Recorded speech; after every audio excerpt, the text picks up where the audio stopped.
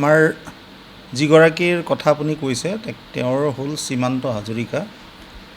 ইতিমধ্যে তেওঁ আমাৰ আচলতে নন চেংচন পোষ্ট 1997 পৰাই তেওঁ চাকৰি কৰি আছে। আৰু যোৱাকালি আমি ছ'চিয়েল মিডিয়াত সেই ভিডিঅ' ভাইৰেল হোৱা আমি দেখিছিলোঁ। আৰু ছ'চিয়েল মিডিয়াত যিহেতু ভিডিঅ' ভাইৰেল হৈছে, আচলতে ঘটনাটো কি হৈছে আমিও কিন্তু উৱাদি পোৱা নাই। আৰু তেনেধৰণৰ কি ঘটনা ঘটিছে বাস্তৱ কথাখিনি ইয়াতে স্পষ্ট হৈ থকা নাই।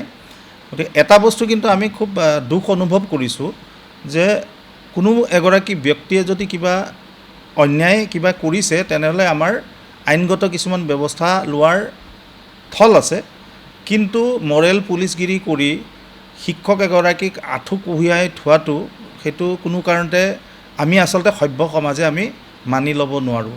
কিন্তু যিহেতু এনে এক অভিযোগ ছ'চিয়েল মিডিয়াতহে পাইছোঁ, আজি আমাৰ মহাবিদ্যালয় পৰিচালনা সমিতিৰ এখন সভা হৈ গৈছে। তেওঁক আমি স্থিতি স্পষ্ট কৰিবৰ বাবে 10 দিনৰ ভিতৰত কি ঘটনা সম্পূৰ্ণ জনাই আমাক স্থিতি স্পষ্ট কৰিবলৈ আজিৰ পৰিচালনা সমিতিয়ে আমাক নিৰ্দেশ দিছে।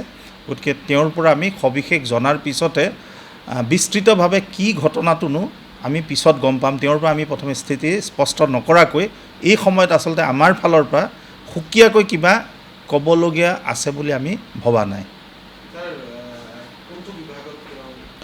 তেওঁ ষ্টেটিষ্টিক্স বিভাগত কৰে।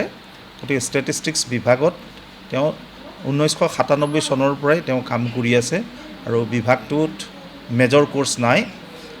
তেওঁ কাম কৰি আছে 1997 পৰা। আৰু আমি প্ৰায় সদায় আমি তেওঁক শ্ৰেণীকোঠাত উপস্থিত হোৱা আমি দেখিছোঁ আৰু তেওঁ নিষ্ঠাৰে পাঠদান কিন্তু কৰি থকাটো আমি জানো।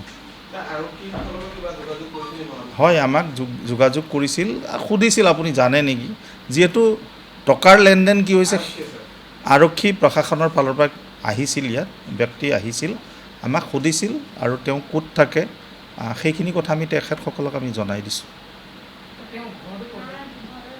কোচগাঁৱত, তেওঁৰ ঘৰটো কোচগাঁৱতে।